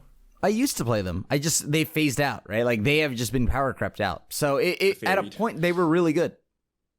All right, I'll back you, Tomer. I was actually pretty close to an A on this. So to me, it's A or B. To me, it's slightly worse check land with the upside that you can turn 1 it and do something useful, right? Like you can always play it as a colorless land on curve and do something with it. Whereas a check land, like if you don't have the type, like it's a guild gate essentially, right? And in 2 color, so the only way I ever play this is in a 2-color deck. Right, and I think it is slightly worse than a check land, but it does have some upside. You can actually turn 1 Soul Ring and turn 1 Esper Sentinel. Well, you can't because it's the wrong colors. But, you know, like, I don't know what the black one You can turn 1 Soul Ring? But I think it's pretty decent, right? I think it's just slightly worse than a check land. And, yeah, I mean, I don't think it's unplayable. Like, I think it's, like, better than, like, some like... Would you put a basic over this, right? I think I would actually run this over a basic. I would run a basic over this. I'm melting. In a 2-color deck? In a 2-color deck, this would beat out a basic. More than 2 this colors. doesn't go with 3-color decks. Yeah, this can't go with 3. Yeah. I think Tomer has a 2 high. decks? There's so You many can play good cards Grixis and in go 2 like colors Mountain, already. Island, Tainted, and you're like, this is garbage, right? Like, it's not the same as a check land in a 3-color deck, right? But yeah, in a 2-color deck, it's decent. Yeah, 2-color decks. In a 2-color deck, to me, this is still medium minus, not even medium plus. Medium minus. I mean, it comes Medium into play minus. I play untapped. I will Right. concede that I am biased on this one. These are one of my favorite cycles from when I was a little kid, and when I started doing budget commanders, like 8 years ago. God, I'm old. These were like obscure. Nobody was running them. So I was like, ooh, I have Kali, and Kali is all about, you got to play it on curve. And look, Tainted Isle is so good, you guys. Like, this new tech is Tainted Isle. And then slowly but surely, like, it got a little bit more popular. And then it got reprinted a bunch, and I was like, yeah, sweet, budget value duels. It's really cool. But,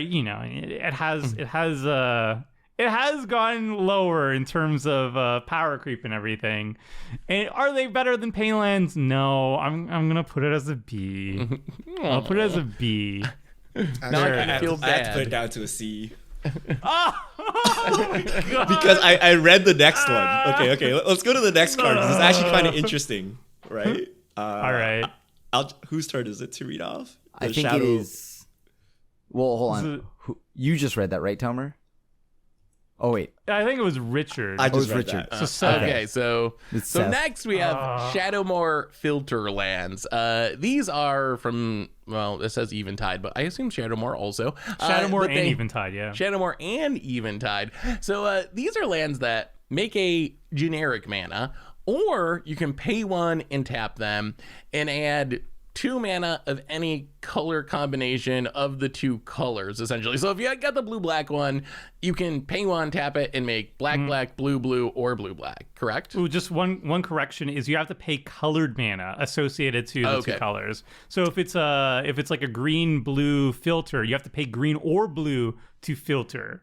to filter into double green, double blue, or green blue, essentially. Yeah. And they cost between $5 and $35, I guess. Some of them have Mr. been Gates reprinted. like randomly Some of super them expensive. Modern. Some of them have it. Some of them show up in modern. Yeah. So rating wise, we got B from Richard, B from Krim, C's from Tomer and I. Richard, I know you want to talk about these. So what are you thinking about the Shadowmoor filters? So I just ninja'd this. So I had the Tainted lands at B, and then the Shadowmoor filter lands at C. But I'm like, wait, Broke my heart. the Shadowmoor filter lands are just better versions of the Tainted lands, right? If I have to be able to add a black mana, if I have a swamp, I can add a black mana already, right? So this fixes mana, right? And it also adds colorless. So it's actually just better than Tainted land, right? Yep. So You have that's to why add I flipped my thing. But you can't okay, so here's why I don't like the filter lands, and this is why I put them as so C for me and Seth, and B from Krim and Richard. I've played them a bunch, and they're always super awkward. First of all, you need to have a color mana available. You can't, if you have a bunch of colorless sources, like you have a Sol Ring or whatever, you can't use that to filter. So they've It's like always if you been didn't very have a swamp. Well, Yep. no. Here's the difference. If you have a Tainted Isle up and nothing else, you can still tap the Tainted Isle for a blue or a black, right? But if you have just a filter land up, you can only tap for colorless. So in tap practice, this thing. it's awkward. What? Just tap this. So on your previous turn where you used 3 mana and left 1 remaining, make sure you tap this thing and leave up your other land so that you But have you colored need sources. the colored sources. That's the difference. Is like Tomer, if I feel there's tap some way it- to sequence this such that 99% of the time it works, and then maybe No. 1%. Like if your mana base was like colorless, 1 colored source, and this, then you're kind of hosed, right? Well, you're No. also already in a bad place, right? Like Because usually you No, can finesse Tainted Isle this. good. like No, Tomer, do Tainted you? Isle good. I know you said it too because we did the Mana Rock episode, and you even appreciated Chromatic Lantern because it makes it so that you can smoothly cast triple blue spells, right? Yes. This helps that. This makes it so that you don't have to worry about Tainted Isle good. this is so much better, right? Because it can add let's just say blue black or black black or blue blue. This is big. I care about the colors and that the colors that it's able to add. And on top of that, it itself can always, regardless of land type, that means that pairs very well with a lot of the lands that I'm starting to play with. So I love this. I don't think this is like an A or anything. This is a solid B because it's only going in decks where, I need, I really care about the color of spells I'm casting. Like in a control deck, when I'm casting Archmage's Charm, things like that, I'm going to want this. And that's why it's good in Modern. So Yeah, that's kind of where I'm at. But for me, that's a C. I only play them in decks that have really strict colored mana requirements. Kurt mentioned Archmage Charm. That's a great example. This is a land that lets you turn a swamp into 2 blue mana, which is something unique. Right. I don't think there's another land cycle that lets you turn 1 black source into 2 blue sources. At the same time, unless I have those Archmage's Charms or Cryptic Commits, I think I played this Avatar Tribal deck at one point that had all the 5 hybrid mana cards from Eventide and Shadowmoor. That's the type of deck where I really, really love the filter lands. In just a generic 2 or 3 color deck, though, I think we just have better options. So I think it depends on how crazy the mana requirements of my deck are for me to consider playing them. Nico Bolas Dragon God, you didn't mention that. That's the problem. That's triple black. Cruel Ultimatum. These Cards- legit though. yeah. There are very color intensive spells, and this card is very, very, very good in those decks. But just those decks. You actually It's think definitely- Tainted is better than these, Tomer? No. For It's the so same worse. color? So much worse. It's got to be Yes. worse. They're better. Oh, Tomer, honestly though, not just put your Not- bias not aside for a price-wise, minute. not price-wise. Yeah, no budget concerns, no biases. Hey, they're just awkward to play with. I don't know. They're good in 2 color decks, but honestly, I've had so many games where it's just they don't do much when they're by themselves. You have to use them in conjunction Why with other is this stuff. by itself though? That's my concern. No, because it's if you have just 1 mana available, you're not getting any of its value. You have to have 2 mana sources available, and the other one has to be colored. And it's just so awkward. tap I this, just like don't Richard it. had mentioned. Yeah, just tap this one. You tap this one, but then you can only tap for like I don't like it. I do know what Tomer's saying. Like, have you ever played with signets on Magic Online, and it's like all the like turning colors into other but signets are colors? good. I'm not saying that's bad because of that, but it is kind of clunky to play with. So from like a laziness perspective, I kind of agree with Tomer. Like, you got to think a little bit about how you're tapping your mana and whatnot. I don't think that makes it bad. No, but no one even checks when you do this. Okay, if you play paper, like, you just tap all your crap and pretend you have the right color mana. Okay, you don't even need to bother with this. But also the signet taps requires colorless to activate, so you can use any combination. It's just a little clunky, and Tainted Isle is not as bad as this one. All right. The point is, like, it's fine. It's fine. You know what? D. I'm giving it a D. Do not disturb. Leave me alone. All right, move on. I feel like we've reached the part in our countdown where outside of very specific decks, I don't think I would play any of these remaining lands over basic land. Oh, okay. There has to be one. Then I'm gonna bring up as the closer, because no meme. I run it and I know you hate it, and I want to hear why. So I'm just gonna do them. These are the reveal lands. Each of these lands are dual lands that will enter the battlefield untapped if you reveal an associated land from your hand of the two colors that it taps for. I explained that very badly. Okay, here's an example. Frostboil Snarl is a land that enters the battlefield untapped, taps for blue and red, enters the battlefield untapped if you reveal a island or a mountain from your hand. It doesn't have to be a basic. It just can be an island or a mountain of any kind. And if not, then they enter the battlefield tapped. They don't have any basic land types, so none of those synergies there. They showed up in Strixhaven, and I think one of the Shadows over Innistrad or something like that. There's a full cycle of them. They're about $3 on average. How? And I gave it a B. Richard and Krim gave it a D, and Seth gave it an F. That's not even a legal ranking, but I did it anyway. Let's fight about it. I want to hear about that, Seth. I want to hear about that. Why do you hate it? I don't even know why you think it's good. In my opinion, this is the worst rare dual land cycle that has ever been made. Maybe there's something like in Homelands or something, I don't even know, that might be worse, but like, they're incredibly bad. So here's the reason I think these cards are bad. Many of the lands we've talked about today have restrictions based on what's on the battlefield.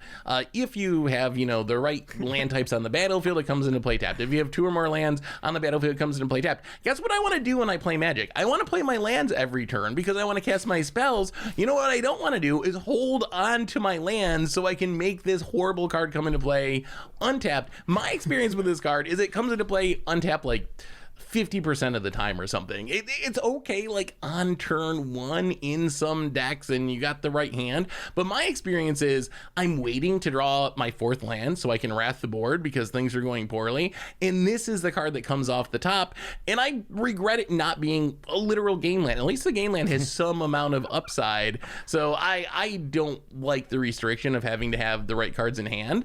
I feel like it comes into play tapped way too often, and there's literally zero upside. Plus you get the frustration factor built in where it has potential to come into play tapped. If you play a game land or a guild gate, you've come to grips with the fact that your dual land is going to come into play untapped. You know that going in. You signed up for that. With this, it gives you this like slight bit of hope that maybe this is the time that it's actually good and it's not going to be horrible, and then it always dashes those hopes like 90% of the time. But wait, actually, hold on. If you think about this though, Seth, if you since you play every tap land, why not play this? This is essentially just a tap land. It's literally a tap land. It's always a tap land. Might as well just play It's a a guild tap land with an upside, isn't it? Like, isn't that the whole thing? Is like, for my personal experience, it's like 50-50. Like, it'll come into play tap sometimes. It'll come into play untap that sometimes. high? But that's already better than like a temple. Like, you rated a temple better than that.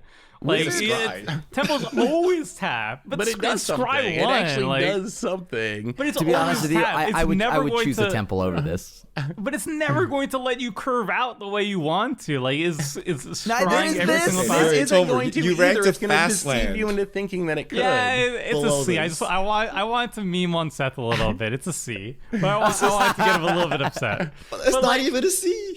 Yeah, it is. It's better than I will run this over at a temple. Like, This is an two-color F deck? plus. Are you This is kidding an me? F plus. You know what comes into play untapped 100% of the time? A basic. A basic land. A basic But this is land. mana You know what? fixing. It has basic land types, so it turns on my Emirion, my Cabal Coffers. Like, to me, this is just like strictly worse than a basic land. Oh my These, god! yeah, Tomer, legitimately, these are so bad. These are so bad. These are so playable in two-color decks. I'm not going to put them in a three-color deck or higher, but in two-color deck, are you kidding me? We're talking about how we run like 6 basics, and then like we can't even get one on the battlefield. Yeah, because Like, you you need want to this run in more your basics. hand when you're playing this land. Run more basics. That's your problem. This is what you You're gotta like, do. I can only You afford gotta 6 play basics in my a deck. bounce land to bounce the basic back to your hand, so that next turn you can play this and show it. Like God, Yeah, oh my wow, God. that's so bad. Okay, you got me. You got me on Tainted. You have made an argument on filter lands. I'm not budging that this is worse than a temple in a two-color deck. There's no way. This Temple is gives you a no scribe. way. This gives you it's the nothing. sure thing. It's a sure But thing. it sometimes comes into play tapped in a good amount if you just run more Sometimes- basics. I would play a gain land over this. I think the one life is better than like this is like I will fight you on this. most There's certainly no coming way. to play tapped. I Like will fight 95 you. plus. Comment section. Let me know. Am I crazy? I This is would in a actually play two-color a deck. snow duel over this because at In least a it has the two-color deck, types. this is like 50% of the time it enters the battlefield untapped. Like, you're crazy. How many basics They're are you playing? Like absolutely 30? In a two-color Oh my deck, God. like 20. They're Like, so- why they're- wouldn't you? They're so bad that when wizards finish the cycle, they name them snarls. So you would know what they would do to your mana base, and it'd be a warning to players to It's not a actually. sound you make when they enter the battlefield tapped, and you know they can untap. While your mono green player is curving out with a Seeker's Chariot and stuff, and you're just snarling that you can't wipe the board will burn down the house.